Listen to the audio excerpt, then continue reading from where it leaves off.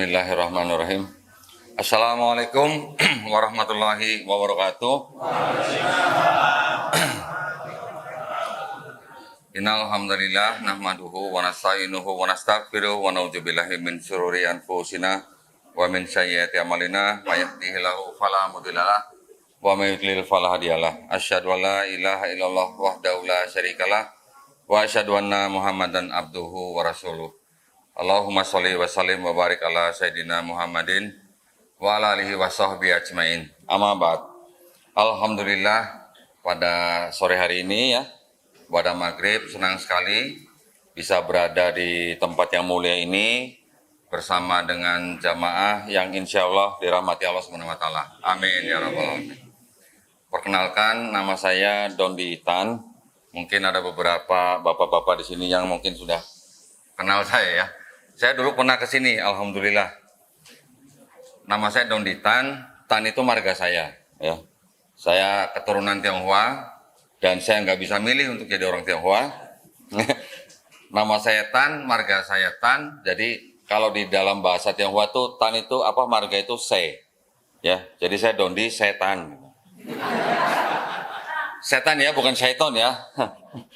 Nah, alhamdulillah saya kembali menjadi muslim ya. Setelah saya sempat istilahnya dikafirkan oleh orang tua saya. Dari kecil saya menjadi remaja Kristen sampai dewasa, sampai berkeluarga bahkan ya. Alhamdulillah saya kembali ke Islam atau kembali menjadi muslim tahun 2014. 2014 ketika itu saya mengalami beberapa tahun untuk mengamati kembali Islam. Nah, padahal saya besar di sebuah daerah kampung yang memang mayoritas Islam gitu. Tetapi saya tidak tahu Islam bagaimana, ajarannya bagaimana. Karena memang saya tumbuh besar di dalam keluarga Kristen. Okay? Dari kecil, saya tidak punya impresi yang negatif sebenarnya terhadap Islam. Tetapi tambah besar ketika saya juga pindah ke Jakarta, informasi semakin banyak, bukan kesan yang baik yang saya terima, tetapi banyak kesan-kesan negatif yang ditimbulkan melalui media-media. Ya, mungkin bapak-bapak juga tahu lah, beberapa tahun yang lalu, 2014, bahkan sebelumnya, ketika 98 ya, mungkin kita juga ingat, sebelum itu bahkan kalau kita ingat kembali, kenapa semacam kayak suku-suku gitu menjadi masalah atau menjadi punya kesan yang tidak terlalu positif gitu ya. Mungkin kalau di daerah di tempat saya dulu yang namanya orang Tionghoa, orang Jawa, orang apapun suku-suku, kita pembawaan bagus.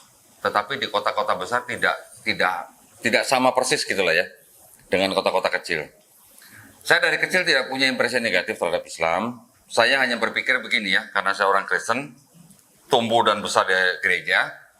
Jadi saya mikirnya hanya orang Kristen dan orang Islam itu seperti dua orang saudara, satu bapak lain mak gitu. Nah, kenapa saya bisa mikir begitu? Karena di dalam kitab saya, ya, itu juga diceritakan tentang Nabi Abraham, punya anak Ismail, punya anak Ishak. Kita sekarang kalau nyebut nama-nama Nabi tersebut harus ditambah dengan alaihi salam. Ya, kitab saya nggak ada itulah istilahnya yang begitu gitu ya. Jadi saya berpikirnya hanya Islam itu dari keturunan Ismail, Kristen itu dari keturunan Ishak gitu. Jadi saya berpikirnya hanya kita itu menyembah Tuhan yang sama, hanya beda cara beribadahnya gitu. Saya dari dulu pikirnya begitu. Ternyata ketika sudah menjadi Muslim, wah itu ternyata beda sama sekali ya. Ternyata Tuhan yang disembah kelihatannya sama, tapi sebenarnya berbeda. Berbedanya bagaimana nanti kita bahas ya.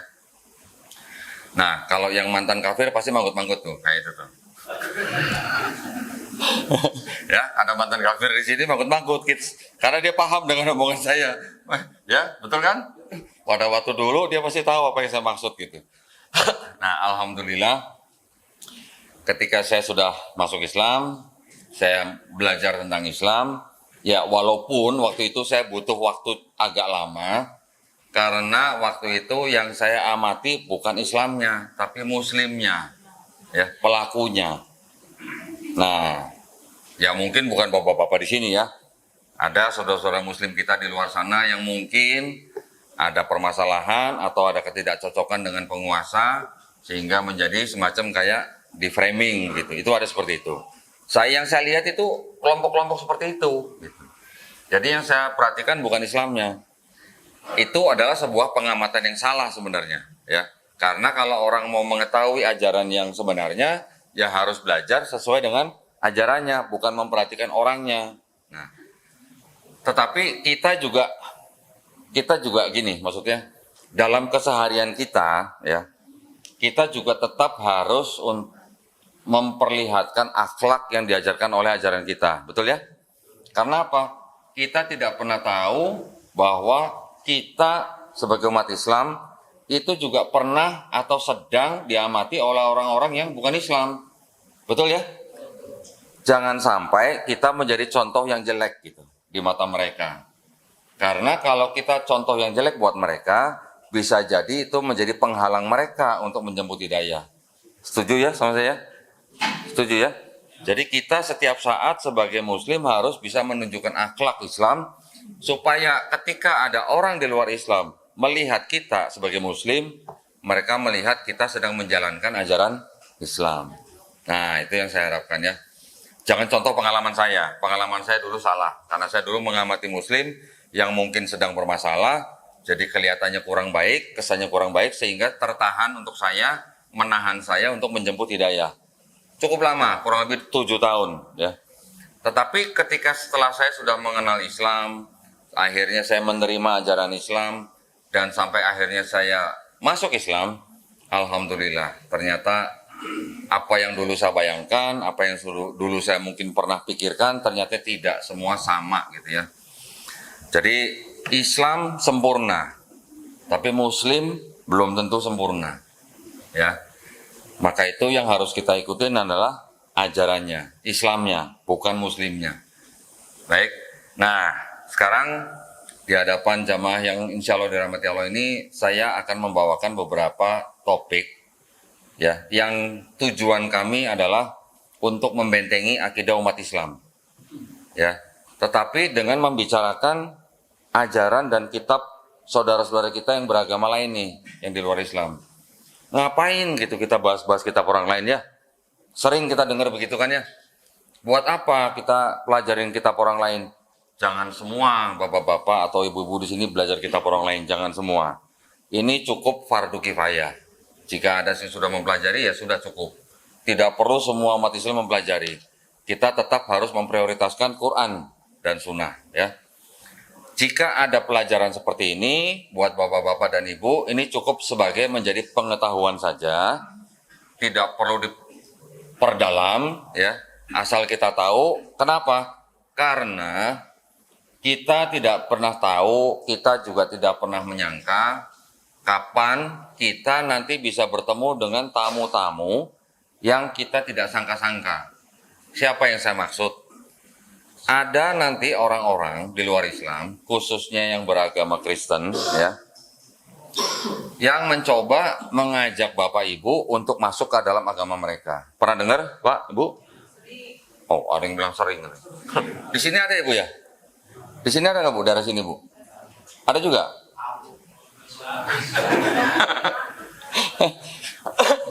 Kalau ada, segera diamankan, serahkan aja ke polisi. Nggak usah banyak mengajak dialog gitulah.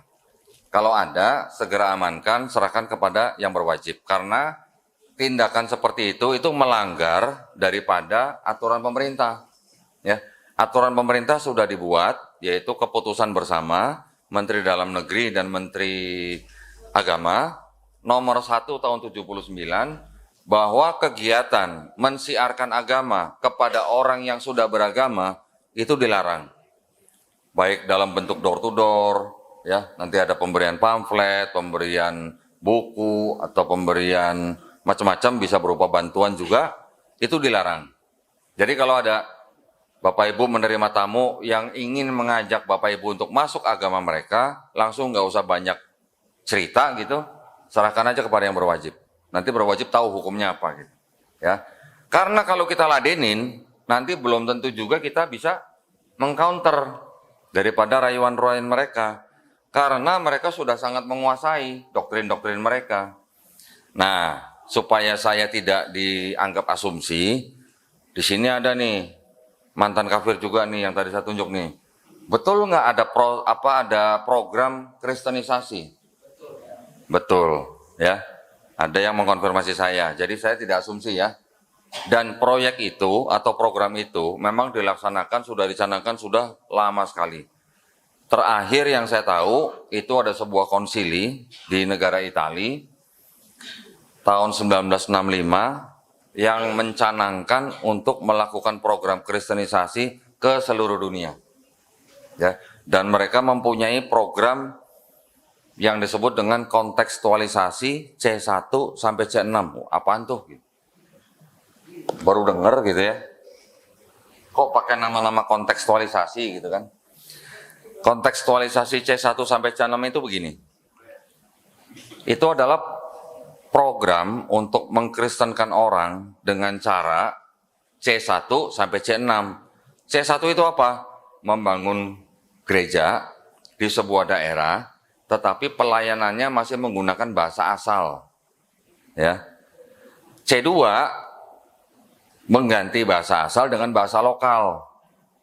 C3 selain bahasa lokal sudah menerima budaya dan tradisi setempat atau lokal.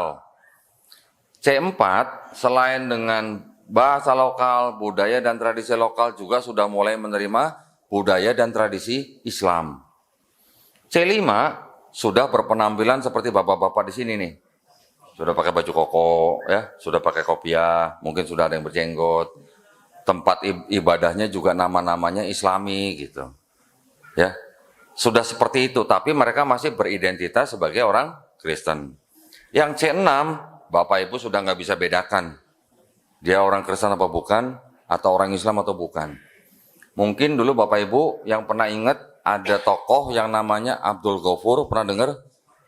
Snook Hurgonya, ya, yang menyamar menjadi guru atau guru ngaji di Aceh. Ketika Aceh belum ditaklukkan oleh penjajah Belanda pada waktu itu. Ya, dia sampai harus belajar di Arab, menjadi haji, belajar bahasa Arab, datang ke Indonesia sebagai guru ngaji, namanya Snook Hurgonya menjadi Abdul Ghafur. Diterima nggak? Diterima. Masuk. Ketika dia sudah masuk, baru dia bisa mengirimkan informasi-informasi tentang Aceh kepada pemerintah Belanda. Baru Aceh bisa dikalahkan. Nah, itu kan berarti kalau udah begitu kan udah kayak Mission Impossible ya kalau gitu ya. Artinya kita tidak bisa menyangka orang-orang yang sebenarnya dia misionaris, tapi sudah menyamar menjadi Muslim sampai begitunya gitu. Jadi program itu bukan program yang niatnya kaleng-kaleng gitu. Bisa digunakan di dalam segala hal gitu ya. Nah, kita perlu belajar akidah dan kitab mereka. Kenapa? Karena supaya kita bisa membentengi akidah kita, kan kita harus tahu di dalam mereka seperti apa sih ajarannya, gitu kan. Tetapi yang akan saya uraikan di sini bukan berarti saya mengajak Bapak Ibu untuk membenci orang Kristen, bukan ya. Bukan untuk mempersekusi mereka, bukan. Ini hanya kita mempelajari mereka supaya kita tahu apa yang mereka percayai, supaya kita bisa membandingkan dan kita bisa membentengi akidah dan iman kita sebagai umat Islam. Kira-kira gitu ya, paham ya? Jadi bukan berarti saya mau menjelek-jelekan agama orang lain, bukan. Ini kajian semuanya ada sumber dokumennya gitu. Bukan karangan saya gitu. Ya. Baik, nah sampai di sini saya ingin memulai dengan topik yaitu sejarah dan perpecahan kekristenan. Kenapa saya perlu membicarakan ini? Karena di dalam kitab suci kita Al-Quran juga sering diceritakan mengenai Bani Israel, betul? Iya kan? Bahkan Nabi Musa alaihissalam itu adalah nama Nabi yang paling sering disebut di dalam Quran. Betul kan? Sampai 136 kali. Bayangkan. Nabi Ibrahim 69 kali. Nabi-nabi yang lain sering disebutkan termasuk Nabi Adam alaihissalam, Nabi Isa alaihissalam, Nabi Idris dan sebagainya. Nabi yang kita kenal sebagai Nabi penutup yaitu Nabi Muhammad SAW disebutkan hanya 4 kali. Yang lain malah puluhan kali bahkan ratusan kali. Artinya apa? Allah Subhanahu wa taala menggunakan kisah-kisah yang dialami oleh Bani Israel itu sebagai apa? Sebagai pengingat buat kita, ya. Bani Israel yang dulu sudah dipimpin oleh Nabi Musa alaihissalam keluar dari Mesir menuju ke tanah Kanaan atau Palestina. Kemudian mereka berubah menjadi bangsa Israel yang akhirnya berubah menjadi kerajaan. Ya, yang akhirnya ketika Nabi Daud alaihissalam mempunyai anak seorang raja yang besar yaitu Raja Sulaiman alaihissalam, dan ketika raja atau Nabi Sulaiman alaihissalam wafat, baru kerajaan Israel pecah menjadi dua, ya, pecah menjadi dua yaitu kerajaan Israel Utara dan kerajaan Israel Selatan. Kira-kira di abad ke-8 tahun 722 sebelum Masehi, Israel Utara dikuasai oleh bangsa Assyria. Kira-kira di abad ke-6 tahun 597 Masehi, Assyria yang sedang menguasai Israel Utara dikuasai oleh bangsa Babilonia sekaligus menguasai Israel Selatan. Jadi seluruh bangsa Israel waktu itu dikuasai oleh negara Babilonia atau bangsa Babilonia. Setelah itu bangsa Israel dibawa ke Babilonia, diungsikan gitu, dibuang gitu ke sana. Nah, pada saat ketika itulah kitab-kitab mereka baru mulai disusun. Nah, ketika mulai disusun, mereka bait suci mereka yang dibangun atau yang disebut dengan Haikal Sulaiman yang dibangun pada zaman Nabi Sulaiman alaihissalam dihancurkan oleh Babilonia. Kira-kira tahun 596 sebelum Masehi. Nah, kira-kira di akhir abad ke-6 sebelum Masehi, bangsa Babilonia itu diserbu oleh bangsa Persia. Bangsa Persia masuk, bangsa Babilonia dikalahkan, Bani Israel dikembalikan ke tanah Kanaan, ya, atau Palestina. Kemudian mereka diizinkan kembali untuk membangun Haikal Sulaiman atau Bait Suci. Setelah dibangun baru mereka mengalami yang namanya masa Bait Suci kedua. Ya. Nah, barulah kira-kira di abad ke-4 sebelum Masehi, bangsa Persia yang sudah berkuasa di daerah situ dikalahkan oleh bangsa Yunani kuno yang dipimpin oleh siapa? Alexander Agung. Nah, ketika Raja Alexander Agung mengalahkan Persia, Yunani kuno juga menguasai daerah-daerah semua di situ, termasuk Mesir, Palestina, Persia, Babilonia, semua daerah-daerah di situ ya. Jadi ketika itu dari mulai abad ke-4 sebelum Masehi sampai pertengahan abad pertama sebelum Masehi, daerah situ semuanya mengalami era yang namanya era apa? Era Helenisme. Helenisme itu adalah sistem kepercayaan daripada bangsa Yunani kuno. Apa itu sistem Helenisme? Sistem kepercayaan yang mana bangsa itu menyembah dewa-dewa. Ada dewa Zeus ya, nanti punya anak dari perempuan namanya Hercules, menghamili lagi perempuan lain punya anak Perseus, menghamili dewi lain punya anak Dewi Helen dan sebagainya. Itu adalah sistem kepercayaan bangsa Yunani kuno. Kira-kira menurut Bapak Ibu nih, ratusan tahun, ya bahkan mungkin 1000 tahun, bangsa Israel itu di bawah penguasaan bangsa-bangsa lain yang menyembah dewa-dewa. Kira-kira ada yang kepapar nggak bangsa-bangsa Yahudi itu, bangsa Israel itu? Hah? Pasti ada lah ya. Kita aja dijajah Belanda 350 aja sekarang kita pakai KUHP yang berasal dari Belanda, betul? Ya kan, KUHP kita kan dari Belanda. Pasti kalau orang menguasai daerah tertentu, pasti bawa budayanya, gitu kan. Nah, Helenisme ini juga termasuk budaya yang boleh dikatakan akhirnya menyelusup masuk ke dalam ajaran Kristen. Betul begitu? Yang pernah belajar di sekolah pendeta? Betul ya? Nah, jadi ada ada ajaran yang memang sudah berlangsung ratusan tahun, menyelusup menjadi agama Kristen. Kalau bangsa Israelnya sendiri, itu tauhid nggak kira-kira? Tauhid. Mereka tetap tauhid. Bani Israel itu tetap tauhid. Ya walaupun sering membangkang, sering bersalah, sering melanggar begitu ya. Tapi tetap mereka tauhid karena mereka dipegang oleh hukum atau syariat yang diturunkan melalui Nabi Musa alaihissalam, yaitu apa? Taurat. Oke. Nah, sekarang saya akan memperlihatkan kitab-kitab yang mungkin nanti bapak-bapak bisa melihat dari orang lain nih. Sebelum orang lain memperlihatkan, saya memperlihatkan dulu nih ya, sebentar ya.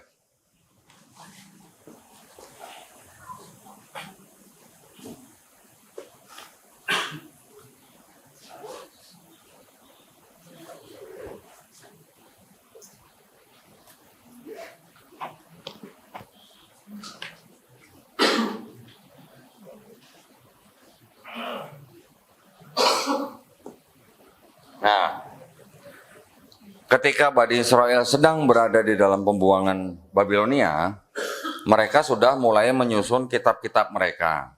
Ya. Kitab yang akhirnya mereka susun itu disebut dengan kitab Tanakh. Nah ini, ya ada tulisannya Tanakh nih. Nih ada tulisannya Tanakh. Tanakh ini adalah singkatan daripada Torah, Nevi'im, Ketuvim. Torah itu yang disebut dengan 5 kitab Musa. Apa saja? Kejadian, Keluaran, Imamat, Bilangan, Ulangan. Kemudian Nevi'im itu adalah kitab nabi-nabi. Nevi, nabi. Ya, mirip ya kedengarannya ya. Nevi adalah bahasa Ibrani, nabi bahasa Arab gitu. Kemudian yang terakhir Ketuvim. Ketuvim apa? Ketuvim adalah kitab-kitab tulisan-tulisan daripada orang bijak. Termasuk nanti di dalamnya tulisan nabi itu juga gitu. Nanti ada kitab di sini yang disebut dengan Mazmur. Mungkin kita pernah dengar di Quran sebagai Zabur gitu. Nah ya, sekarang pertanyaannya, apakah yang dimaksud dengan Torah dan Mazmur atau Zabur yang di dalam kitab ini, apakah ini yang dimaksud oleh Quran, Taurat dan Zabur gitu? Hah? Ada yang jawab bukan tadi itu? Siapa yang jawab bukan tadi? Ibu, ada ibu? Bapak bilang bukan? Tuh, alhamdulillah. Belum semuanya tahu berarti ini ya. Baru bapak ini yang tahu nih ya. Nah, ketika kita sudah mempelajari kitab ini, ternyata memang kitab-kitab yang disebut dengan Taurat di sini itu bukan Nabi Musa yang menulis, ya. Bahkan kitab Mazmur yang dikatakan itu adalah lagu-lagu dari Nabi Daud, itu juga ternyata bukan Daud sendiri yang menulis gitu. Jadi kalau ini bukan Nabi Musa yang menulis, bukan Nabi Daud yang menulis, berarti ini bukan Taurat, Zabur yang dimaksud oleh Quran, gitu ya.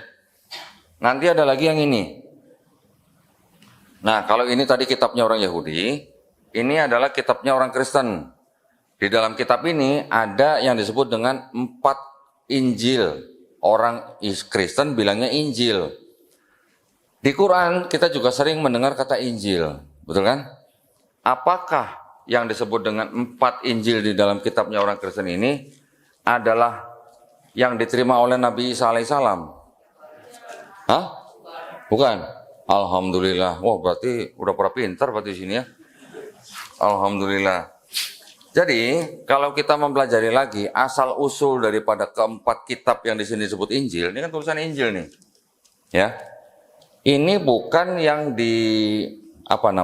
yang ditulis oleh Nabi Isa langsung, juga bukan ditulis oleh Hawariyun, ya. Kalau kita mengenal dengan istilah Hawariyun, kalau di sini mengenal dengan istilah apostol atau murid-murid gitu ya. Ini bukan yang langsung ditulis oleh murid-murid. Menurut kalangan mereka sendiri yang merupakan ahli-ahli perjanjian baru, mereka berani mengatakan bahwa yang menulis keempat kitab itu, yang namanya Matius, Markus, Lukas, Yohanes, itu ditulis bukan oleh saksi mata langsung. Juga bukan ditulis oleh orang yang mengenal saksi mata langsung. Jadi ibaratnya orang-orang yang menulis ini adalah orang-orang yang tinggalnya juga bukan di tempatnya Nabi Isa berdakwah, dan mereka menulis dengan bahasa yang bukan diucapkan oleh narasumber atau Nabi Isa alaihissalam. Jadi boleh dikatakan orang-orang yang menulis ini adalah orang-orang yang tidak pernah ketemu langsung dengan narasumber. Ya, bisa diibaratkan adalah orang-orang yang tidak pernah jalan-jalan bareng Yesus. Ibaratnya kalau orang sekarang bilang orang-orang yang tidak pernah ngopi bareng lah gitu sama Yesus lah gitu. Ya, gak pernah ngopi bareng gitu. Nah, jadi siapa yang menulis? Tidak diketahui. Karena keempat yang disebut dengan Injil di sini ternyata ditulis oleh orang-orang yang namanya tidak diketahui. Zaman dulu orang bisa menulis misalnya, saya menulis sesuatu atas nama orang lain, itu masih boleh dan itu masih bisa gitu. Belum jadi kriminal gitu, belum bisa ditangkap gitu. Kalau zaman sekarang mungkin ditangkap gitu ya. Zaman dulu sistem penulisan seperti itu namanya disebut dengan forgery atau pemalsuan, tapi belum jadi kejahatan gitu. Kalau zaman sekarang mungkin udah ditangkap polisi gitu ya. Tapi kalau zaman dulu tidak. Makanya orang bisa bebas menulis atas nama orang lain. Nah, nama-nama yang ada di Matius, Markus, Lukas, Yohanes, itu nama-nama dari mana? Itu adalah nama-nama yang diatributkan oleh bapak-bapak gereja di abad kedua. Yang pertama oleh Santo Papias tahun 135 Masehi. Yang kedua oleh Santo Irenaeus tahun 185 Masehi. Oke. Ini sekilas daripada ini Bible-nya orang Yahudi, ini Bible-nya orang Kristen. Nah, Bible-nya orang Kristen itu kan ada perjanjian lama dan ada perjanjian baru. Yang mereka tulis sendiri, ini namanya perjanjian baru. Nah, yang perjanjian lama asalnya dari mana? Dari sini. Ini kitabnya orang Yahudi. Orang Yahudi di sini, ini masih bisa disebut sebagai murni monoteis atau tauhid gitu. Ya, yang ini tadi, ini disusun kira-kira abad kelima sebelum Masehi. Ini ditulis kira-kira pertengahan abad pertama Masehi sampai abad kedua Masehi. Nah, yang ini di abad ketiga sebelum Masehi diterjemahkan ke dalam bahasa Yunani, yaitu ini. Kitab ini namanya kitab Septuaginta, ya. Ini bahasa Ibrani, ini bahasa Yunani. Kitabnya orang Kristen juga Yunani. Okay? Yang ini setelah diterjemahkan menjadi dari sini ke sini, kemudian baru dijadikan satu di abad keempat Masehi. Nah, inilah kitabnya orang Kristen. Ya. Jadi yang ini menjadi perjanjian lama, yang ini menjadi perjanjian baru, ditempel jadi satu, ditempel di belakangnya gitulah. Kalau orang Yahudi, mereka bilang, di kitab kami ini tidak ada kata-kata to be continued gitu. Atau bersambung gitu, nggak ada. Orang Yahudi mengatakan kitab mereka sudah final ini gitu. Tidak ada sambungan lagi. Tetapi sama Kristen ditambahin dengan perjanjian baru. Bersambung ceritanya gitu. Ini part 2 gitu istilahnya. Jadi perjanjian baru gitu. Ya, menjadi. Nah, sekarang masalahnya apa kalau ini diterjemahkan menjadi ini kemudian dijadikan satu? Masalahnya di mana? Gitu. Oke. Masalahnya adalah karena ini yang menulis orang-orang Yahudi, kan mereka yang tahu konteks tulisannya. Mereka yang tahu sejarahnya. Mereka yang berhak menafsirkan, betul? Tetapi ketika menjadi bahasa Yunani, ini ditafsirkan oleh orang-orang Kristen menjadi seolah-olah ini berbicara mengenai Yesus yang ada di perjanjian baru. Gitu. Ya, jadi ditafsirkan sama orang Kristen dan penerjemahannya dirubah-rubah sedikit. Ya, sedikit-sedikit maksudnya. Tapi banyak gitu sedikitnya.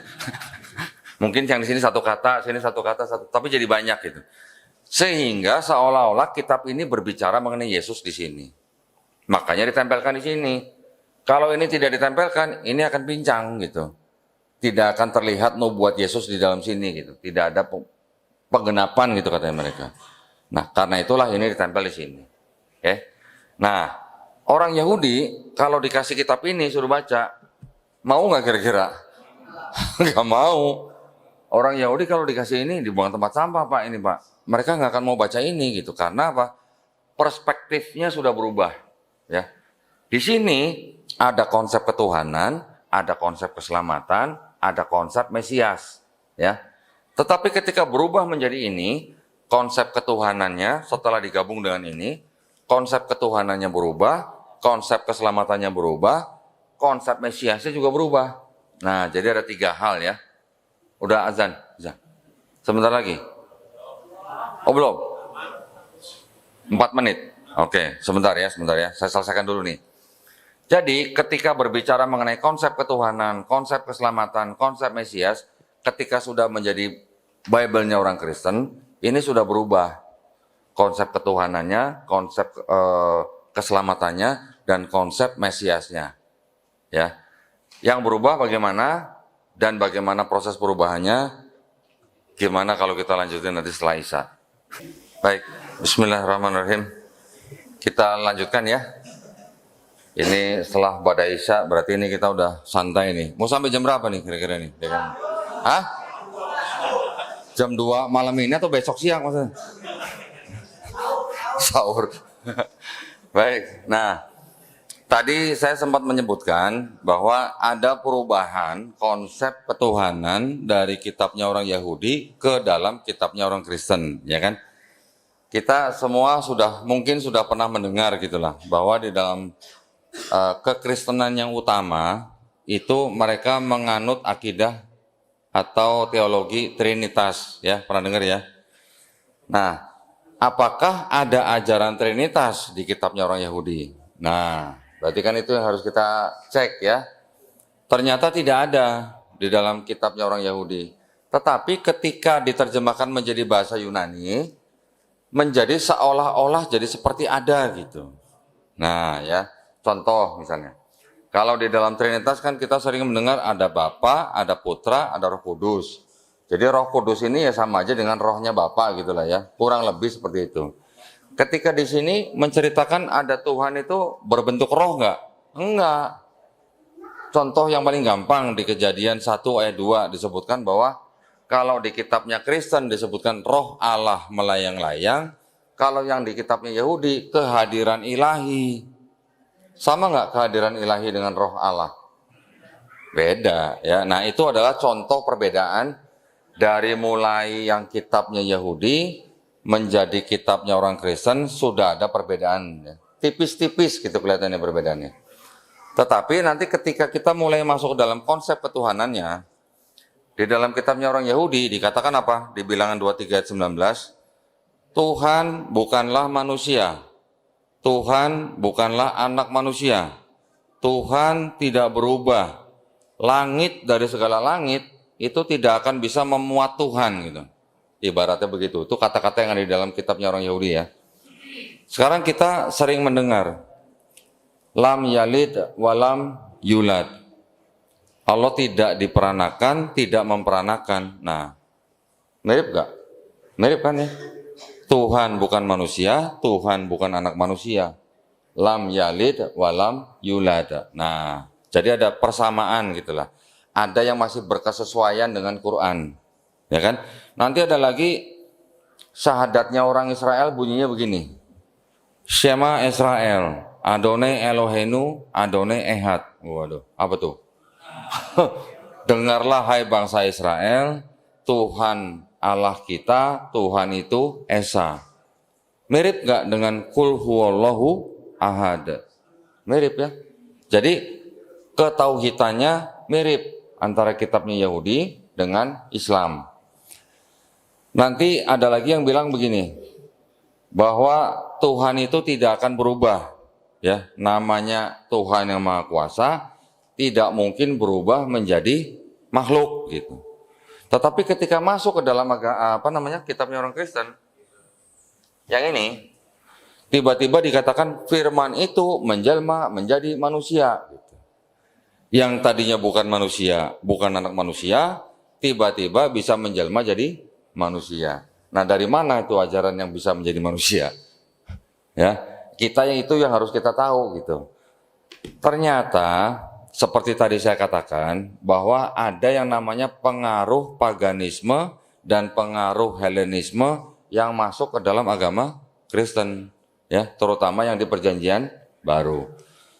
Nah, contoh, nanti kalau saya ngomong begini sangkain saya asumsi lagi nih ya. Ada buktinya nggak tuh ngomong begitu? Nah, saya bawa nih, saya udah kayak tukang buku aja dibawa kitab kemana-mana. Tapi ini saya bawa memang untuk membuktikan ya. Jadi bukan saya ngomong, tapi kitab mereka sendiri yang ngomong. Aduh, sayang ini tidak kelihatan ya, tidak ada di dalam slide saya nih. Ini ada sebuah kitab, namanya New American Bible. New American Bible ini kitabnya orang Katolik Amerika. Ya. Di dalam kitabnya orang Katolik itu ada 73 kalau kita mengenal surah atau surat gitulah ya. Quran ada berapa? 114 surat. Ada nggak di negara lain Quran yang suratnya 115 misalnya? Atau 120 gitu, ada nggak? Hah? Semua sama, 114 surat. Nah, jumlah ayatnya berapa, Bu? 6.236. Jumlah ayatnya sama, tetapi mungkin sistem penomoran ayatnya yang berbeda. Ya. Ada nggak yang istilahnya kalimat-kalimatnya itu bisa berbeda secara tauhid gitu? Quran di sini sama Quran di Maroko misalnya. Nggak ada, semuanya sama gitu ya. Tetapi kalau di Kristen, ini punya Katolik nih, 73 surat. Ini punya Protestan nih, 66 surat atau kitab, ya, buku lah gitu ya.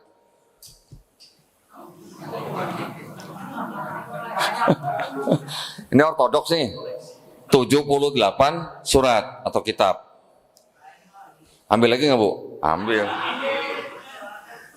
Ini punya Kristennya Ethiopia, ya, 81 kitab. Jadi ada yang 81 kitab, 78 kitab, 66 kitab, 73 kitab. Yang bukan firman Tuhan yang mana? Gitu kan pertanyaan kita kan. Kok bisa beda-beda gitu. Berarti kalau begitu, kalau mereka mengklaim bahwa ini adalah firman Tuhan, berarti firman Tuhan yang menjadi kitab kan belum selesai nih berarti nih. Ada kelompok ini bilang ini yang firman Tuhan 73 kitab, yang ini 66 kitab, yang ini 81 kitab, yang ini 78 kitab. Berarti kan belum kelar selesai. Nah kalau kita Quran kan udah selesai, 114 surat semuanya sama gitu kan. Tidak ada yang beda-beda surat jumlahnya. Nah itu berarti ada konsep yang dibilang firman Tuhan menjadi kitab belum selesai. Soalnya nanti ada pendeta yang ngomong begini, Islam dan Kristen itu sebenarnya sama. Kalau di Kristen firman itu nuzul menjadi Yesus, kalau di Islam firman itu nuzul menjadi Quran.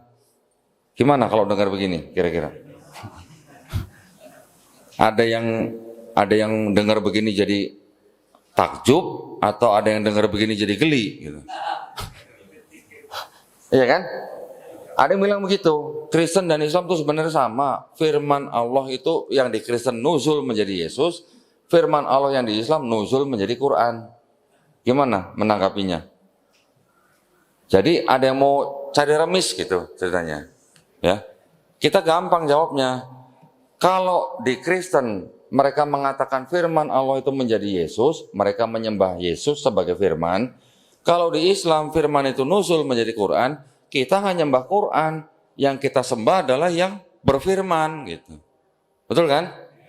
Tetapi ketika kita tanya ke mereka, kalau yang disebut dengan Taurat itu firman Allah bukan? Mereka harus bilang iya dong. Iya kan? Mereka harus bilang ke Taurat juga firman Allah. Tetapi apakah mereka menyembah firman Taurat itu? Akan tidak. Yang mereka sembah hanya yang menjadi Yesus. Nah itu yang menjadi perbedaan gitu ya. Kita mudah sekali menjawab, yang kita sembah bukan Qur'annya, yang kita sembah yang berfirman, yang menurunkan Qur'an itu gitu. Tetapi ketika saudara kita menyembah firman itu sebagai manusia, bukan kita mau kepo, enggak, biarin aja mereka mau menyembah manusia, kan itu urusan mereka. Mereka mau menyembah pohon pisang juga itu hak mereka gitu. Tetapi yang jelas, setiap agama di Indonesia ini kan sudah diakui oleh negara Republik Indonesia. Kita harus saling menghormati, betul kan? Ya. Jadi di sini saya bukan untuk mengajak Bapak Ibu untuk membenci agama lain, tidak, sama sekali tidak. Ya, kita tetap harus bertoleransi, kita tetap harus menghargai dan menghormati agama yang diakui di negara Republik Indonesia. Nah, tetapi kalau ada upaya-upaya pemurtatan, kita sudah tahu duluan, gitu maksudnya, ya, supaya kita tidak mudah di apa? Nah, gitu ya, kira-kira ya. Oke, saya lanjutkan lagi. Kalau tadi yang saya bilang di sini, konsep ketuhanannya itu sudah berubah ketika menjadi kekristenan. Konsep keselamatannya bagaimana? Ya, kalau kita Islam tahulah, kita pasti paham lah. Kita sebagai Muslim harus menjalankan perintahnya, menjauhi larangannya. Kita menjalankan amalan-amalan sesuai dengan Quran dan Sunnah. Kalau kita salah, kita berdosa, kita tinggal bertaubat, menyesali perbuatan kita, ya, dengan sungguh-sungguh, tidak mengulangi lagi. Diampunin nggak? Insya Allah diampunin, insya Allah ya. Senjata kita cuma insya Allah ya Pak ya. Insya Allah diampunin, kecuali dosa syirik. Nah, kalau di agamanya Yahudi gimana konsepnya? Sama Pak, ada ayat yang bunyi begini, karena itu basuhlah, jauhkanlah perbuatan-perbuatan jahatmu dari depan mataku, mata Tuhan maksudnya. Berhentilah berbuat jahat, belajarlah berbuat baik, kendalikan orang kejam, belalah hak anak-anak yatim, perjuangkanlah perkara janda-janda. Baiklah, marilah kita berperkara, firman Tuhan, tulisannya gitu di sini ya. Jikalau dosamu merah seperti kirmizi, akan menjadi putih seperti salju. Jikalau dosamu merah seperti kain kesumba, akan menjadi putih seperti bulu domba. Kita bayangkan aja, dosa yang merah seperti kirmizi bisa menjadi putih seperti salju. Kalau apa? Kalau bertobat, membela anak yatim, memperjuangkan perkara janda, berhenti berbuat jahat, mengendalikan orang kejam. Itu kan artinya bertobat. Sama seperti di Islam kan. Kalau sudah bertobat, dosa yang paling tinggi bisa menjadi putih seperti salju. Kira-kira ada yang harus mati di atas kayu salib untuk menebus dosa manusia nggak gitu? Nah, gitu aja ya. Jelas sebenarnya. Jadi ada konsep yang berubah gitu. Tapi ketika masuk ke dalam kitabnya orang Kristen, kalau tidak percaya bahwa Yesus itu Tuhan dan Juru Selamat yang sudah mati di atas kayu salib untuk menebus dosa orang Kristen, mereka tidak akan selamat. Bilangnya begitu, yang ini. Bedanya di situ gitu. Sedangkan yang di kitabnya orang Yahudi hanya perlu bertobat, menjauhkan segala yang jahat, selamat. Dosa merah seperti kirmizi, putih menjadi seperti salju. Beda gitu. Nanti ada lagi ayat-ayat di dalam kitab Yahudi yang mengatakan seorang ayah tidak menanggung dosa anaknya. Seorang anak tidak menanggung dosa ayahnya. Yang berdosa itu yang harus mati gitu. Artinya tidak selamat gitulah ya. Beda nggak? Atau sama nggak dengan konsepnya Kristen bahwa ada orang yang harus mati di atas kayu salib menanggung dosa orang lain gitu. Beda nggak Pak? Beda. Nah, jadi konsep ketuhanannya berubah, konsep keselamatannya juga berubah. Ya. Nanti kalau yang kurang jelas bisa diputar lagi di video, kita bisa tonton lagi. Ini sudah ada dua nih konsep yang berubah. Konsep ketuhanan dan konsep keselamatan. Ada satu lagi, yaitu konsep Mesias. Di dalam kitab Yahudi mengenal yang namanya konsep nanti akan ada raja untuk bangsa Israel, nanti belum datang. Ya, belum turun lah istilahnya gitu. Ya, rajanya bangsa Israel gitu. Udah datang belum? Belum gitu. Kapan datangnya? Belum tahu. Nunggu apa? Nunggu firman Tuhan katanya. Ya. Dan siapa itu yang disebut dengan Mesias di dalam kitabnya orang Yahudi? Mesias yang nanti akan turun menurut orang Yahudi, menurut kitab mereka ini, itu benar-benar manusia, hasil persetubuhan suami istri gitu. Bukan Tuhan sendiri yang turun jadi manusia gitu. Tapi kalau Kristen kan bilang Yesus itu Mesias, dia juga Tuhan, dia juga lahir tanpa hubungan badan manusia. Artinya kalau menurut Kristen, Yesus itu Tuhan yang jadi manusia gitu. Ya, tapi orang Yahudi bilang bukan Tuhan yang jadi manusia, itu benar-benar murni manusia gitu. Menurut Yahudi. Ya, yang pertama. Yang kedua, orang Yahudi bilang yang Mesias itu nanti yang datang itu harus keturunan Raja Daud. Ya, Nabi Daud alaihissalam maksudnya. Melalui jalur anaknya Daud yaitu Raja Salomo atau Sulaiman alaihissalam.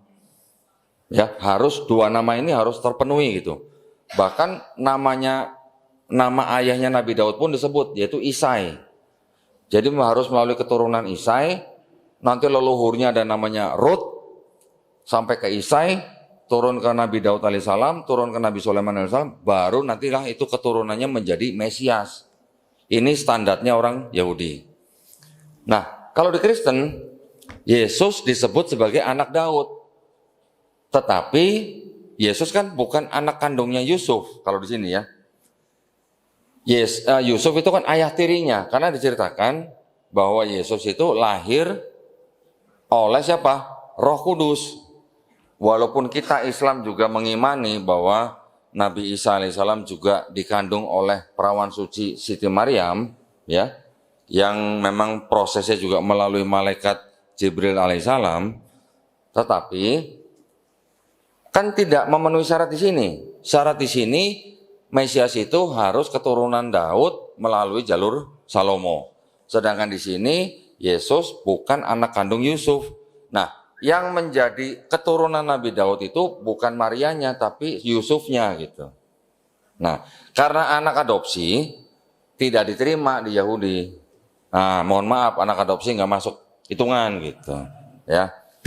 Yang berikutnya, yang di Yahudi bilang kalau namanya Mesias itu nanti datang, kalau di dunia ini sudah tidak ada orang mengangkat senjata, artinya sudah tidak ada perang gitu. Nah, ketika Yesus turun, kalau dianggap Kristen sebagai Mesias, kan masih banyak perang. Setelah Yesus masih banyak perang. Ada perang dunia pertama, kedua, dan sebagainya masih banyak perang. Nah sekarang aja masih ada orang perang di Palestina gitu kan. Jadi menurut orang Yahudi, Yesus bukan Mesias karena sampai sekarang masih ada perang. Menurut Yahudi, Mesias itu nanti akan turun setelah tidak ada perang. Gitu. Kemudian yang berikutnya, orang Yahudi juga bilang, Mesias itu nanti akan turun ketika semua manusia di dunia itu mengenal Tuhan yang Maha Esa. Nah, sekarang apakah sudah semua manusia kenal dengan mengenal Tuhan yang Maha Esa? Sepertinya masih ada yang belum ya. Masih ada ya. Kami aja belum lama kemarin menerima orang-orang dari pedalaman yang belum kenal peradaban. Masih ada di Indonesia tuh. Ya, dari Halmahera. Mereka masih belum kenal peradaban. Yang terakhir dari Yahudi bilang apa? Mesias yang datang itu bukan yang datang menyelesaikan misi terus pergi terus datang lagi gitu, bukan begitu. Datang cuma sekali udah sampai seumur hidup gitu. Nah, tapi kalau Yesus disebut Mesias, Yesus kan sudah datang, sudah disalib, sudah bangkit dari ketiga, sudah pergi, nanti mau datang lagi. Nah, itu bukan konsep Mesias ini gitu. Ya, jadi perbedaannya tadi begitu. Jadi ada konsep ketuhanan yang berubah, ada konsep keselamatan yang berubah, ada konsep Mesias juga yang berubah. Itu yang menjadi perbedaan antara Yahudi dan Kristen.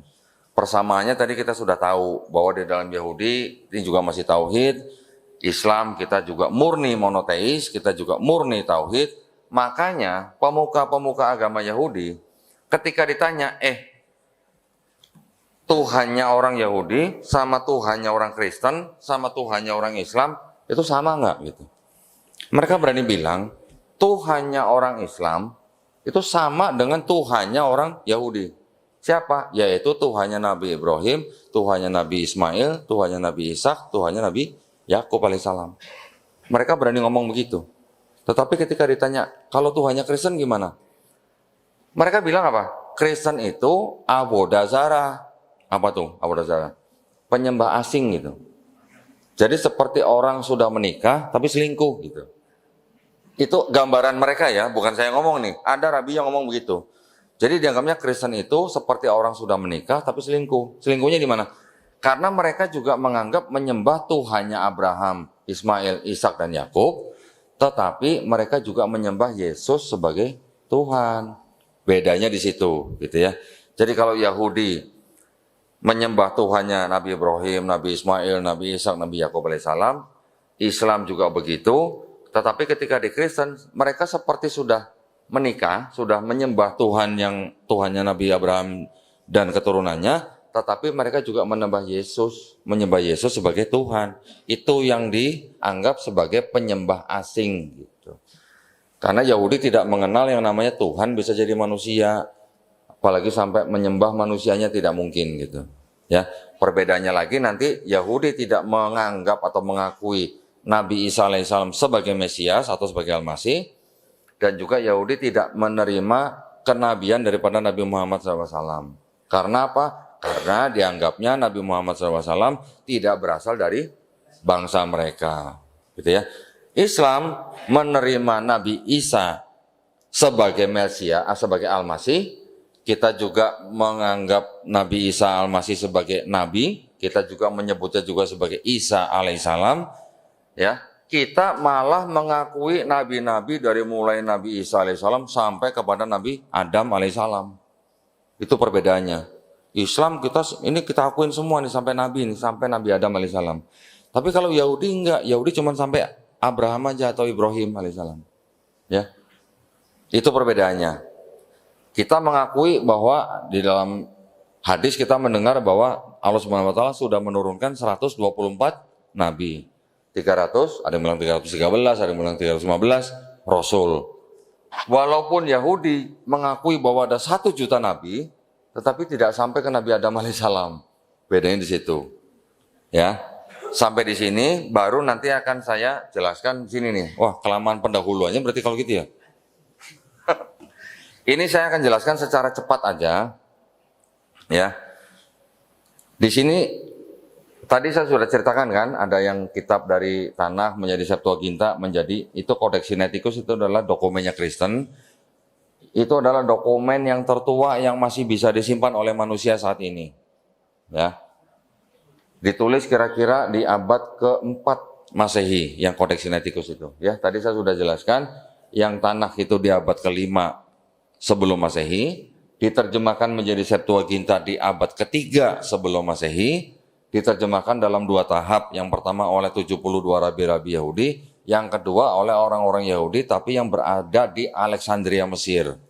Tadi saya sudah menyebutkan bahwa bangsa Israel sudah ratusan tahun, bahkan 1000 tahun berada di bawah bangsa-bangsa yang menyembah atau yang paganisme atau yang menyembah dewa-dewa gitu.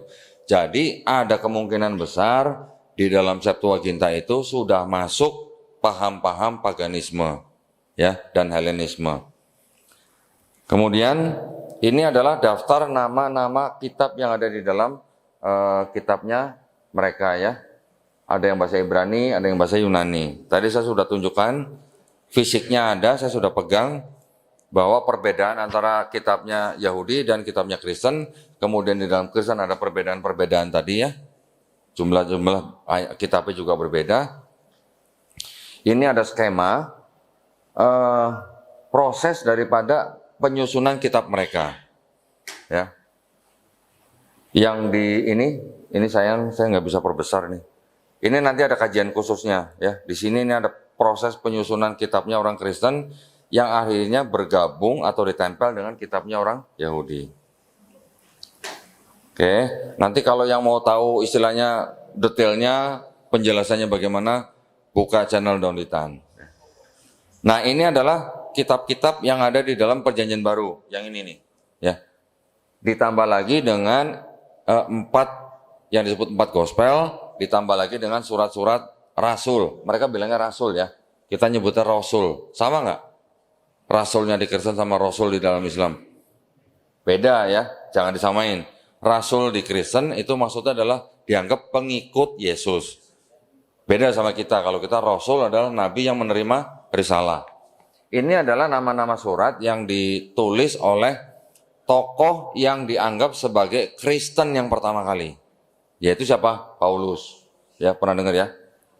Paulus ini dianggap menulis kira-kira 13 surat yang dikirim kepada jemaat-jemaat yang kita bisa baca tuh. Ini nama-nama kotanya nih. Ada kota Galatia, Tesalonika, Korintus, Roma, dan sebagainya. Tetapi menurut orang-orang atau ahli-ahli Perjanjian Baru sendiri, dari 13 surat yang dianggap ditulis Paulus, ternyata cuma 7 yang benar-benar dianggap ditulis oleh Paulus. Sisanya ditulis siapa? Ditulis oleh Paulin, bukan nama cewek ini ya. Tapi ini sekelompok orang-orang yang mengikuti pemikiran Paulus. Gitu ya. Nah, ini tadi saya menjelaskan bahwa yang disebut dengan gospel, Matius, Markus, Lukas, Yohanes, ternyata yang ditulis pertama kali itu bukan Matius, walaupun dia posisi paling depan. Tetapi yang ditulis pertama kali itu yang gospel Markus. Kira-kira tahun 65 sampai 70 Masehi, ketika atau sesaat sebelum bait suci yang kedua tadi dihancurkan. Bait suci Yahudi dihancurkan tahun 70 Masehi oleh Jenderal Titus dari Romawi, Sehingga sekarang sisanya hanya tembok. Yang ada di Baitul Maqdis itu, sisanya hanya tembok. Makanya disebut sebagai tembok ratapan. Ya, jadi mereka masih beribadah di sana, membaca kitab mereka sambil menghadap tembok, sambil mengangguk-anggukkan kepalanya gitu, sambil membaca kitab mereka. Hanya itu sisanya bait suci yang kedua, ya, karena sudah dihancurkan. Yang Matius dan Lukas itu sebenarnya dia menyadur dari Markus. Ya. Menyadur itu artinya gimana? Kalau bahasa sekarang apa ya namanya? Hah? Mengadopsi gitulah. Jadi di dalam kitabnya Matius itu 80%-nya dari Markus. Yang di Lukas 60%-nya dari Markus. Jadi Matius dan Lukas itu mengadopsi kitabnya Markus ditambah-tambahkan dengan sumber mereka sendiri yang disebut dengan sumber Q namanya. Q, singkatan huruf Q, itu dari kata quell. Artinya kabar berita yang beredar di masyarakat selama puluhan tahun. Kabar berita beredar di masyarakat selama puluhan tahun itu namanya apa, Pak? Hah, dong. Hah? Apa? Ya, kurang lebih begitulah ya. Itu yang ditambahkan masuk ke dalam kitabnya mereka. Kemudian yang kitabnya Yohanes ditulis kira-kira tahun 95 Masehi. Nah, kitab yang Yohanes ini dianggap sebagai kitab untuk melawan kelompok Kristen lain yang tidak percaya Yesus disalib. Nah, pernah dengar nggak? Iya, ya kita Muslim udah pasti jelas bukan Nabi Isa yang disalib.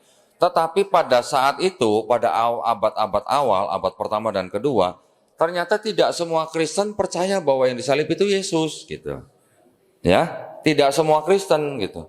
Jadi ada kelompok Kristen yang namanya Kristen Basilidean.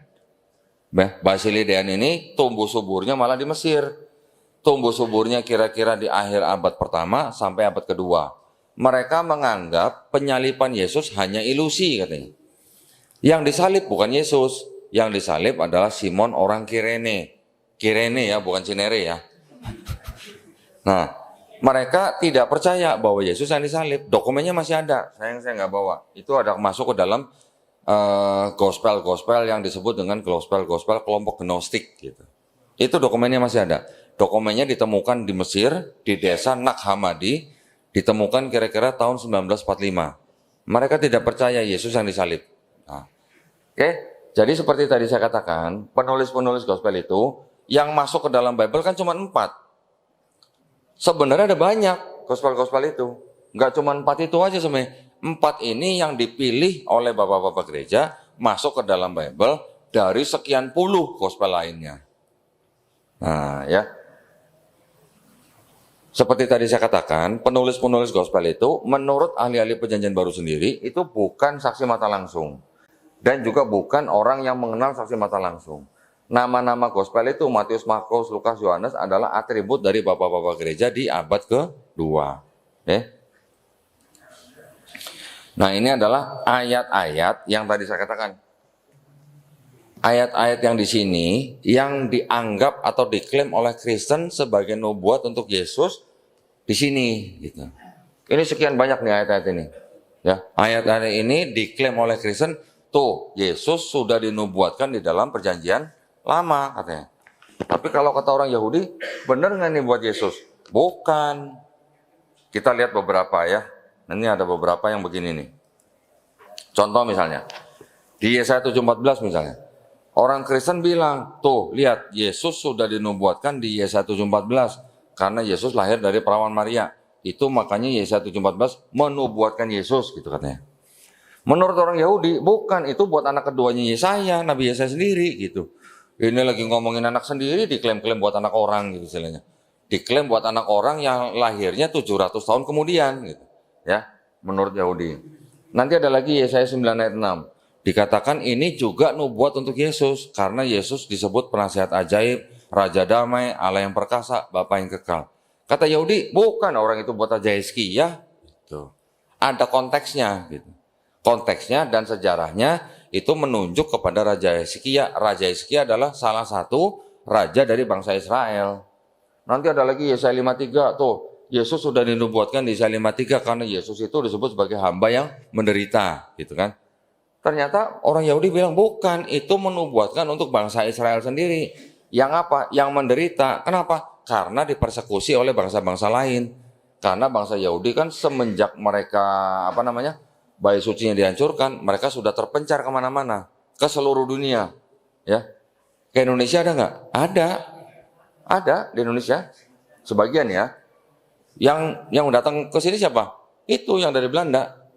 Sebagian tentara Belanda yang datang ke sini itu ada yang sebagian keturunan Yahudi. Ada yang di Manado gitu. Ya, makanya di Manado ada komunitas Yahudi ada.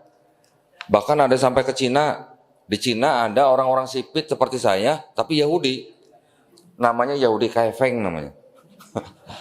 Nanti ada lagi Yahudi Ethiopia. Ya, Ethiopia. Kita ngelihat ya sama aja orang kayak kulit hitam. Orang kulit hitam Afrika. Tapi ternyata mereka Yahudi. Nanti ada lagi yang di Eropa, ya. Jadi mereka menyebut kelompok-kelompok sendiri itu. Nanti yang disebut dengan Yahudi Askenazi, Yahudi Sephardi. Ya itu perpecahan dari mereka lah, gitu ya. Istilahnya yang menyebabkan kelompok yang berbeda-beda, gitulah.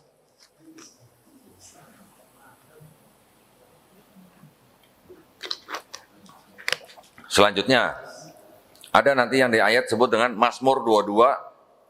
Dianggap sebagai nubuat untuk Yesus. Karena di situ ada kata-kata Eli Eli lama sabachthani.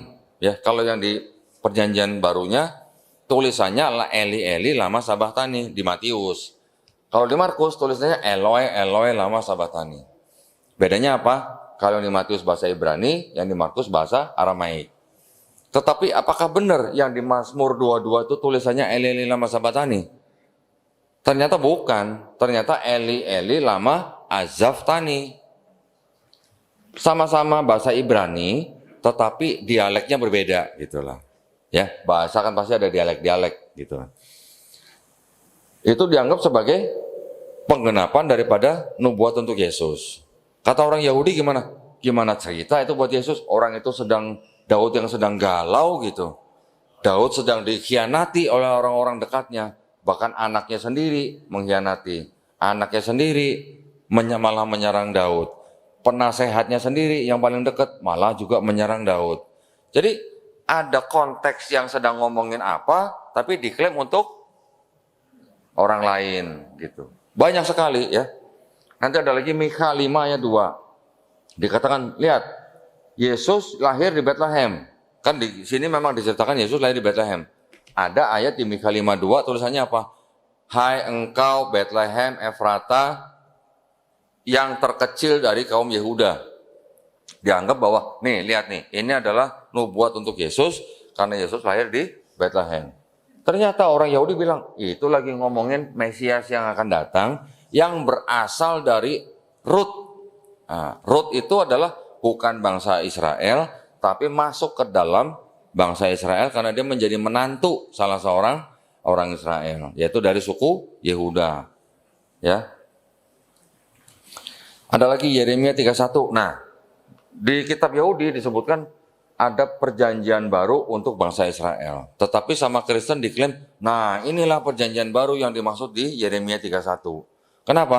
Karena disebutkan Yesus sebagai penggenapan daripada nubuat-nubuat di perjanjian lama. Sehingga ini disebut sebagai perjanjian baru. Kalau kata Yahudi apa? Enggak, itu perjanjian baru antara Tuhan dengan bangsa Israel. Karena apa? Karena bangsa Israel ini selalu berbuat salah, selalu melanggar perintah. Ya, enggak cuma sekali dua kali gitu. Sampai akhirnya Tuhan yang Maha Kuasa membuat perjanjian yang baru.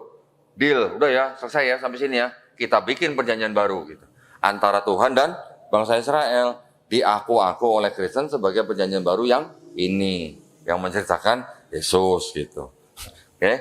Nanti ada lagi Daniel 9:25 menceritakan diklaim sebagai nubuat untuk Yesus yang disebutkan nanti akan datang di atas awan gitu katanya. Padahal orang Yahudi bilang itu sedang menceritakan Raja Persia yaitu Cyrus dan imam besar. Nanti ada lagi Hosea 11:1. Tuh lihat. Karena di Matius diceritakan Yesus dibawa ke Mesir, ketika kembali ke tanah Kanaan menggunakan ayat Hosea 11 ayat 5. Kupanggil dari Mesir anakku gitu. Padahal Yahudi mengatakan Hosea 11:1 itu untuk menceritakan bangsa Israel yang dikeluarkan dari Mesir. Ada lagi nanti Zakaria 12:10 dikatakan itu nubuat untuk Yesus karena Yesus ditikam. Orang Yahudi bilang, ini orang Yahudi lagi ngomongin bangsa Israel yang berkabung atas raja mereka Yosia. Nah jadi kan gimana? Nggak nyambung gitu loh. Ya, kitabnya orang Yahudi menulis tentang A, tapi diklaim oleh Kristen tentang B gitu. Itu yang terjadi. Oke. Mungkin sampai di sini saya berikan waktu untuk tanya jawab gitu ya. Nanti siapa tahu bisa dikembangkan lagi. Ya. Ini yang bisa saya sampaikan sampai di sini. Pesan saya hanya apa? Kita mengetahui akidah orang-orang Kristen, bukan berarti kita mau jadi Kristen, bukan. Bukan berarti kita harus membenci orang Kristen, bukan. Bukan kita nanti harus mengganggu agama ibadah mereka, bukan. Maksudnya yang sesuai dengan aturan ya. Tetapi kita mengetahui ini supaya untuk kita sendiri paham bagaimana akidah mereka. Jadi ketika kita kedatangan orang-orang seperti itu yang mengajak kita untuk masuk ke dalam agama mereka, kita sudah paham. Gitu ya maksud saya ya. Mudah-mudahan dapat diterima. Silakan kalau ada tanya jawab. Ya, silakan Pak. Tapi informasi sangat berguna terutama tentang D1 Ya. karena pernah di Mesir masuk seorang khatib Jumat, yaitu menjelekkan kelompok Islam ini supaya umat Islam beradu. Nah ini termasuk J6 berarti sudah menyampaikan khutbah seperti Abdul Ghafur tadi. Ya, ini sangat berguna karena banyak orang-orang Muslim tidak paham.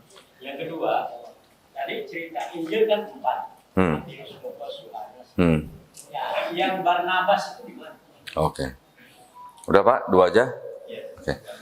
Yang pertama, tadi kalau Bapak bilang C6, tidak hanya orang itu bisa menyamar menjadi khotib atau ustadz atau apa. Mereka bisa menyamar dengan profesi apa saja loh Pak. Ya. Bisa. Apa saja. Bisa apa saja. Jadi kita tidak pernah tahu orang ini sedang dalam misi C6, kita tidak pernah tahu. Tapi makanya itu kita harus benar-benar waspada. Kita menguatkan iman kita menguatkan akidah kita meluaskan ilmu kita. Makanya jangan malas-malas bermajelis gitu ya. Yang kedua, tadi ditanyakan tentang Injil Barnabas. Saya sebenarnya agak alergi Pak kalau menyebut itu sebagai Injil. Jangan sebut Injil Pak, Gospel aja Pak ya. Gospel Barnabas. Yang disebut dengan Gospel Barnabas itu ada 3 Pak. Ada yang disebut dengan Epistle of Barnabas, ditulis kira-kira di abad kedua Masehi. Ada yang disebut dengan Acts of Barnabas, ditulis kira-kira abad kelima Masehi. Ada lagi nanti yang disebut dengan Gospel of Barnabas yang Bapak tanya, itu diterjemahkan kira-kira di abad ke-16 Masehi Pak. Jauh banget bedanya. Yang Bapak mau tanyakan mungkin yang ada hubungan dengan mungkin kalimat Nabi Isa mengatakan nanti akan ada Nabi yang bernama Ahmad, begitu Pak ya?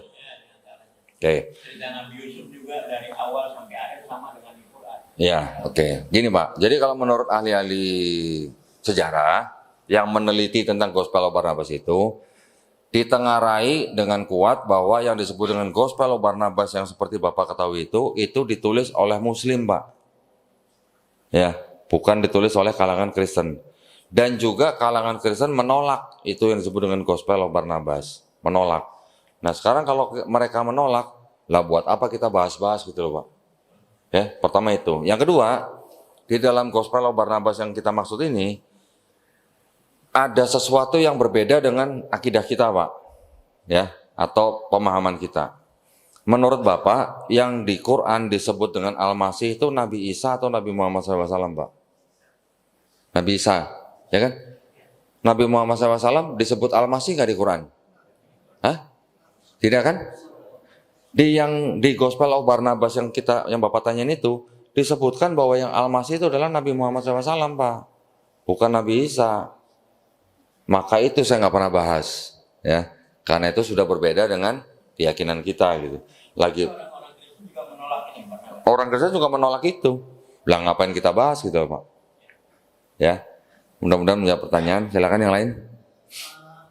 Ingin bertanya soal Bible King James yang katanya di dalam Bible King James ini terdapat ucapan-ucapan Isa Al-Masih yang ditandai dengan tulisan merah. Jadi di situ ada beberapa ayat, tapi kalau untuk ucapan Isa Al-Masih sendiri itu ditandai dengan warna merah tulisannya.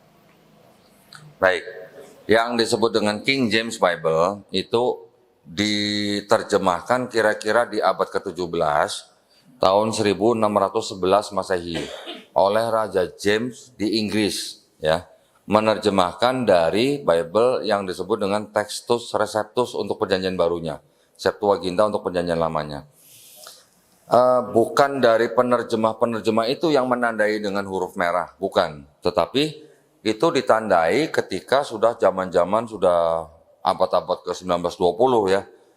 Mereka mencoba mengidentifikasi ini kalimat-kalimat ini mungkin disebutkan oleh Yesus Kristus gitu ya. Tetapi ada sebuah yang namanya kelompok yang diikuti oleh kira-kira 80 ahli-ahli perjanjian baru. Nama kelompoknya adalah The Jesus Seminar. Ya, mereka mengadakan seminar kira-kira tahun 93 di kota New York. Mereka mencoba mengidentifikasi mana yang benar-benar perkataan Yesus, mana yang bukan. Nah, mereka menerapkan dengan sistem warna. Jadi ada 4 warna yang mereka pakai. Kalau itu benar-benar perkataan Yesus, mereka pakai mereka menggunakan warna merah. Kalau kira-kira ini kayaknya kok benar nggak ya kata Yesus ya, agak ada keraguan, diberikan warna pink. Kalau ini kayaknya pasti bukan nih, gitu ya, bukan perkataan Yesus, dikasih warna abu-abu. Nanti yang terakhir, ini pasti bukan perkataan Yesus, dikasih warna hitam. Nah, itu keputusan mereka dimasukkan ke dalam sebuah buku yang dikarang oleh seorang ahli perjanjian baru, yaitu Robert W. Funk, menjadi buku yang berjudul The Five Gospel. Jadi bukan hanya Matius sampai Yohanes, tapi juga ada Gospel Thomas. Di dalam situ, itu semua ayat-ayat dipelajari, bukan hanya dipelajari keautentikannya, tetapi juga dilihat dari gaya bahasanya, perbendaharaan katanya, tradisi Yahudinya, sejarahnya Yahudi. Jadi mereka bisa memutuskan kalimat ini pasti dari Yesus. Kalimat ini mungkin bukan dari Yesus. Kalimat ini pasti bukan dari Yesus. Mereka menggunakan warna-warna. Setelah dikumpulkan, diambil kesimpulan dengan penjumlahan warna tadi. Ternyata dari ke-5 gospel itu yang dianggap sebagai perkataan Yesus benar-benar cuma 18%. 18%, jangan sedih gitu maksudnya. Ya, sisanya bukan perkataan Yesus. Gitu ya. Jadi ada perbedaan yang namanya Red Letter Bible yang memang diambil dari King James Version, tetapi juga ada upaya yang mereka mencoba mengidentifikasi benar nggak nih perkataan Yesus atau bukan gitu. Ya, silakan. Tambah satu lagi. Ya. Dalam pelajaran kita di SD bahwa agama samawi, agama langit itu ada 3. Iya. Yahudi, Kristen, dan Islam. Iya. Ini kapan mulai dibuat? Itu penyimpangan nggak? Tadi siang saya ceramah di Masjid Rahmatan Lil Alamin di Tangerang. Dari semua jemaat, saya tanya, sebagai Muslim, saya bilang gitu, sebagai Muslim, ada berapa agama samawi gitu? Nah, sekarang saya tanyakan ke jamaah sini nih, ada berapa? Sebagai Muslim, 1, ya cuma Islam. Kalau kita bilang ada Yahudi, ada Kristen, ada Islam, berarti inna dina indalohil Islamnya salah, berarti gitu. Nah, itu maksud saya. Tapi itu kita bicara sebagai Muslim ya Pak ya. Kalau sebagai akademisi nih Pak, yang bergerak di bidang pendidikan dan segala macam, sampai yang istilahnya untuk sekolah dan sampai universitas, akademisi memang mengatakan atau mengklasifikasikan agama samawi itu ada 3. Ada Yahudi, Kristen, Islam. Yaitu akademisi, biarin aja. Tetapi anak-anak kita, saudara kita yang sedang belajar di sekolah, mereka mendengar itu ya kita luruskan aja di rumah gitu Pak. Kita luruskan di rumah. Jadi menurut kitab kita sudah jelas inna dina indalohil Islam, ya berarti agama cuman 1. Berarti agama Isa, agama Musa, Islam. Islam. Karena cuman Quran yang berani mengklaimkan Nabi Ibrahim alaihissalam sebagai apa? Bukan bangsa Yahudi, bukan Nasrani. Nabi Ibrahim alaihissalam juga mewasiatkan kepada anak-anaknya sebagai apa? Janganlah kamu mati kecuali dalam keadaan Islam atau Muslim. Quran yang berani klaim gitu loh. Nah sekarang kalau kita bilang ada agama Yahudi, ada agama Kristen, Itu banyak kan masih jelas juga. ya untuk nabi-nabi kita, berarti kan kita berkontradiksi dengan Quran kita gitu maksudnya. Ya, paham ya Bu ya? Kalau sebagai Islam, sebagai Muslim, kita harus berani ngomong agama samawi cuma satu, Islam.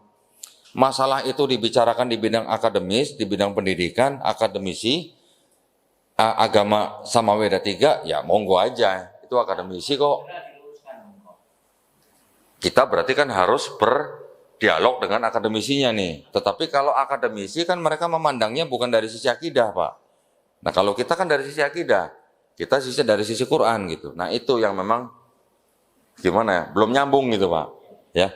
Nah di dalam internal kita yang harus meluruskan sesuai dengan Quran sudah disebutkan inna dina indalul Islam. Ya jangan bilang agama sama ada 3, ya satu doang gitu. Mulai Nabi Nuh sudah Nabi Nuh. Iya, bukan dari mulai Nabi Nuh, dari mulai Nabi Adam alaihissalam semuanya sudah sama. Kan pesannya semua sama, Pak.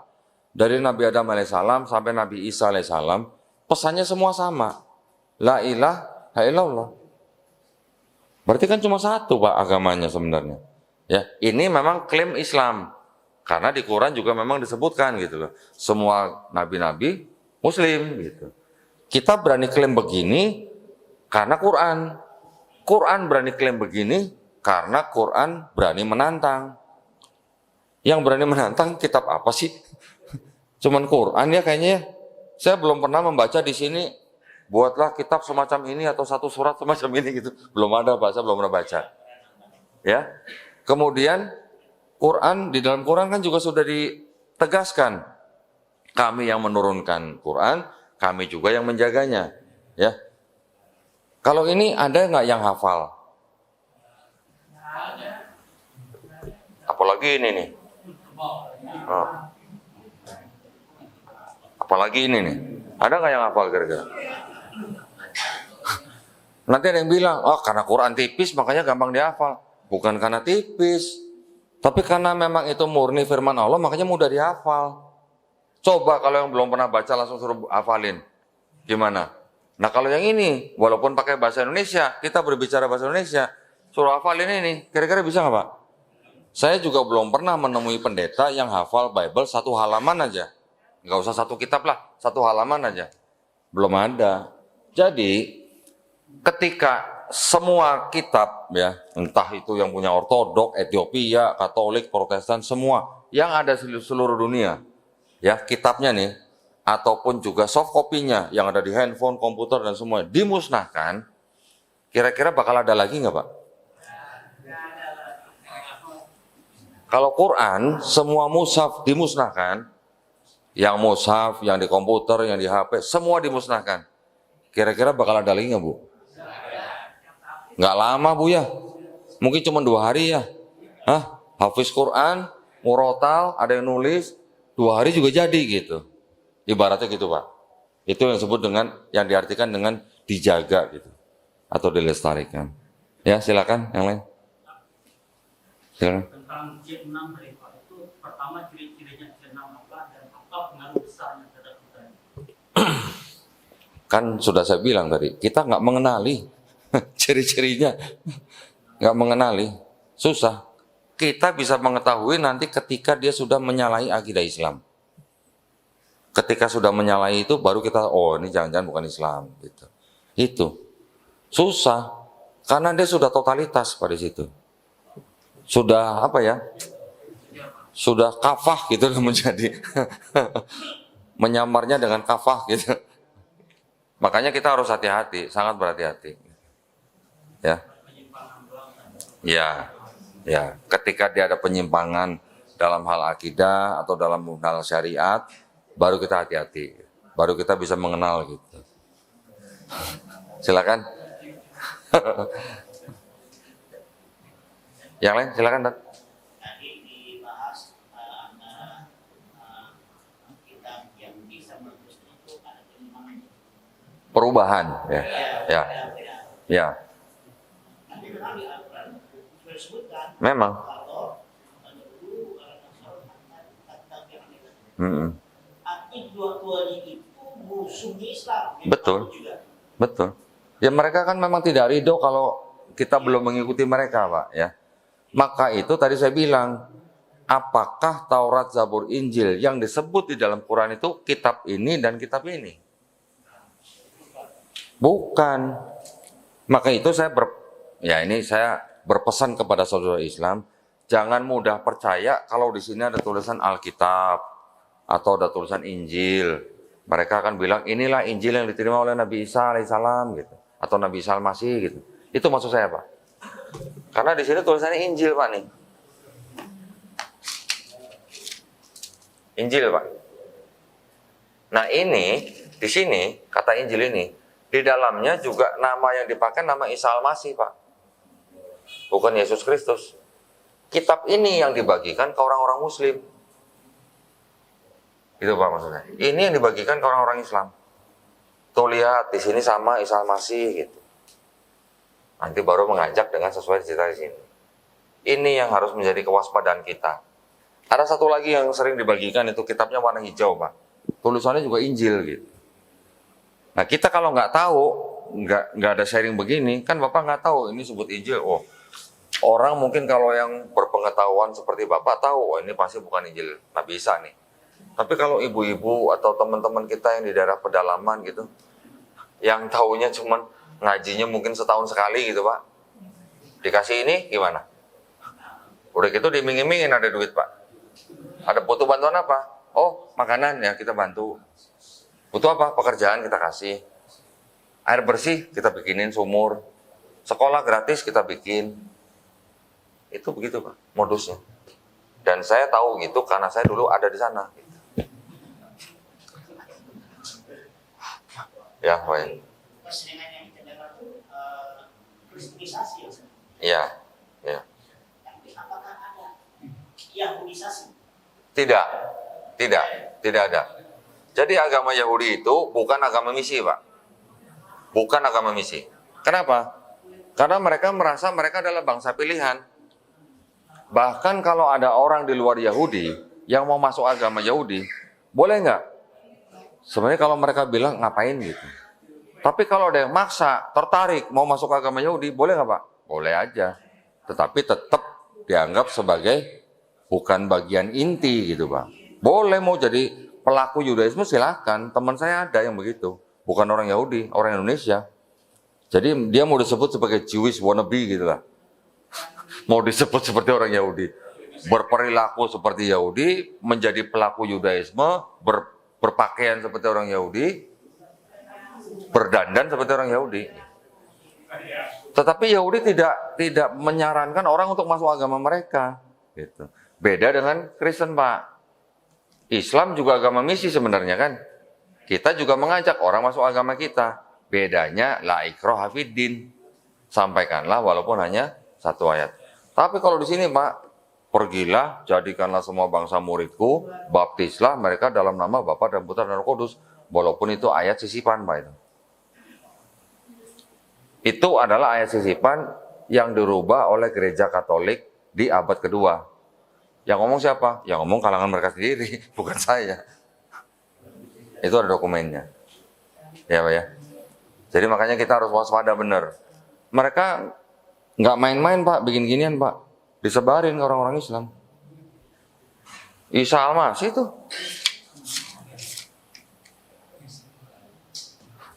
Kalau misalnya sedang berdialog orang Kristen dengan orang Islam, mereka akan bilang Isa al-Masih dan Yesus itu berbeda gitu.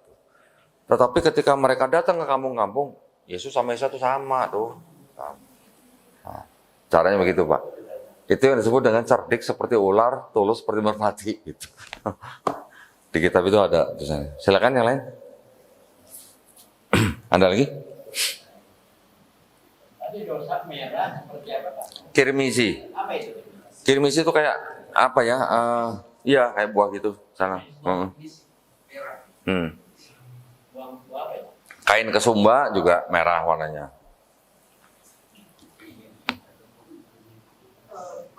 yang Katolik dengan Protestan, apakah kita Bible-nya juga sama atau beda? Atau ajarannya juga beda? Oh gini, kenapa sampai timbul Protestan gitu ya? Namanya aja protes ya. Apa yang diprotes? Dari syariat Katolik gitu. Pendirinya Kristen Protestan kan Martin Luther. Martin Luther waktu itu dia membuat 95 tesis gitu. Dari sekian banyak protesnya itu, salah satu yang paling populer adalah memprotes ritualnya Katolik ketika mereka bisa memperjualbelikan surat pengampunan dosa gitu. Nah, ya. Jadi kalau di gereja Katolik itu memang ada, nah ini bekas Katolik nih. Di gereja Katolik itu ada sebuah bilik yang bisa dimasuki oleh jemaat. Di dalamnya ada romo atau pastor yang di dalam romo. Jadi si jemaat itu di dalam bilik itu ya seperti kayak ada apa? Hijab lah ya. Dia ngomong, "Bapak, saya sudah berdosa," gitu. Dosanya apa? Mungkin zina gitu misalnya, atau bahkan sampai membunuh gitu. Nanti si romo ini akan bilang, "Kamu harus bertobat, dosamu sudah diampuni." Gitu. Romonya bisa bilang dosamu sudah diampuni, ya. Tapi ketika itu bisa mengeluarkan surat pengampunan dosa gitu. Nah, surat pengampunan dosa ini bisa diperjualbelikan. Itu yang diprotes oleh Martin Luther. Namanya minta ampun kepada Tuhan itu nggak lewat manusia, langsung gitu. Itu yang diprotes. Nanti setelah timbul agama Kristen Protestan, nanti ada bagian lain yang protes lagi Katolik. Raja misalnya, raja di Inggris, Raja Henry ke-8. Poligami, raja poligami, punya istri mandul. Dia minta izin ke Roma. "Saya mau ceraiin istri saya mandul nih." Kata Roma, nggak boleh cerai. Kan apa yang sudah disatukan Allah tidak boleh ceraikan manusia, gitu kan? Dia protes, dia nggak suka, dia bikin gereja sendiri namanya Anglikan, gitu. Nanti ada lagi kelompok lain yang mempunyai akidah yang sedikit berbeda dengan yang Martin Luther. Ada kelompok Calvinis, atau reformis, atau presbyterian gitu. Ada lagi nanti kelompok-kelompok lain yang timbul begitu banyaknya. Ini saya kasih lihat ya. Nih lihat nih. Nah, yang di daerah sini ini masih Kristen awal. Yang di daerah sini ini sudah pecah yang namanya Katolik dan Ortodoks. Ya. Yang merah ini, kotak merah ini Ortodoks, kotak ini Katolik. Yang Katolik diprotes menjadi ini Protestan. Nah, sebesar ini Protestan, ini perpecahannya nih. Nah, segitu banyak denominasinya. Sekarang di seluruh dunia denominasi Kristen itu baru 45.000. Ya baru dong, kan belum 100.000. Ya, segitu banyaknya gitu. Yang Protestan aja tuh yang paling banyak perpecahannya di dalam. Ya, karena diprotes lagi. Isinya orang-orang yang protes aja pokoknya. Ya, nanti di dalam Protestan juga ada lagi yang memprotes tentang Konsili Nisea, tidak percaya bahwa Yesus itu Tuhan. Ada di dalam kelompok Protestan juga, ya kan? Nanti ada Mormon, ada Saksi Yehova, bahkan yang paling bawah nih, sayang aja gambarnya nggak kelihatan nih.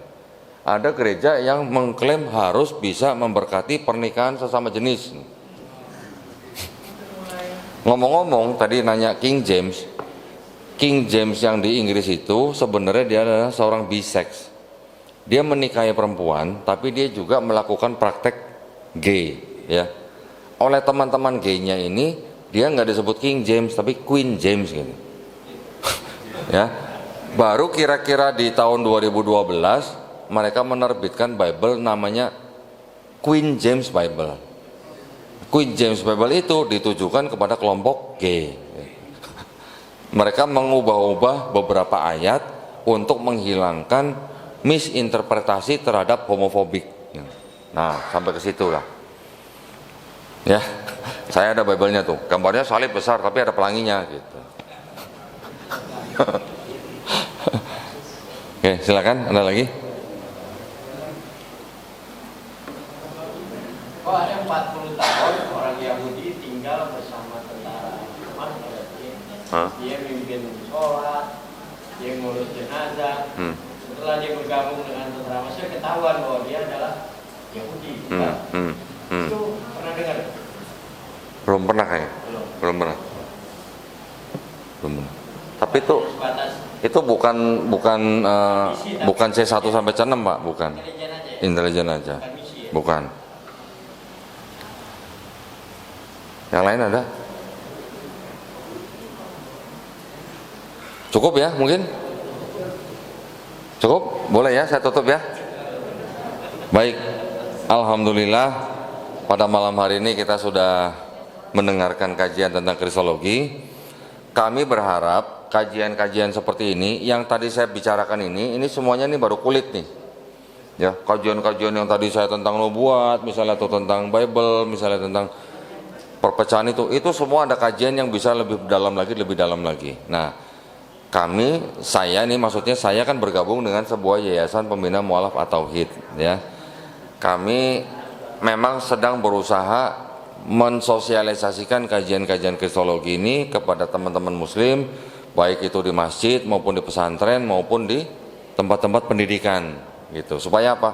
Supaya terbentengi akidah umat Islam dari upaya-upaya pemurtatan. Nah, jadi kami berharap kajian ini nanti mulai diterima oleh teman-teman di semua kalangan, ya. Karena kami juga beranggapan bahwa kajian kristologi itu juga kajian tauhid. Karena kami juga mengajak orang lain untuk bertauhid, gitu, ya. Kami di yayasan ini terutama saya, alhamdulillah saya diamanahkan menjadi ketua litbang. Saya diharuskan atau diwajibkan debat dengan pendeta minimal 2 kali setahun, Pak. Harus pendeta gitu, yang punya jemaat gitu. Ya tujuannya untuk dakwah ya. Jadi yang kita targetkan adalah yang menonton gitu, yang menonton debat itu. Baik, kalau begitu terima kasih banyak atas perhatiannya. Semoga bermanfaat buat kita semua, ya. Dan semoga kita, keluarga kita, teman, handai taulan, kerabat kita semuanya dilindungi dan dirahmati Allah Subhanahu wa taala. Kita tutup dengan doa kafaratul majelis ya. Subhanaka Allahumma wa bihamdika asyhadu an la ilaha illa anta astaghfiruka wa atubu ilaik. Akhir kata wabillahi taufiq wal hidayah. Wassalamualaikum warahmatullahi wabarakatuh.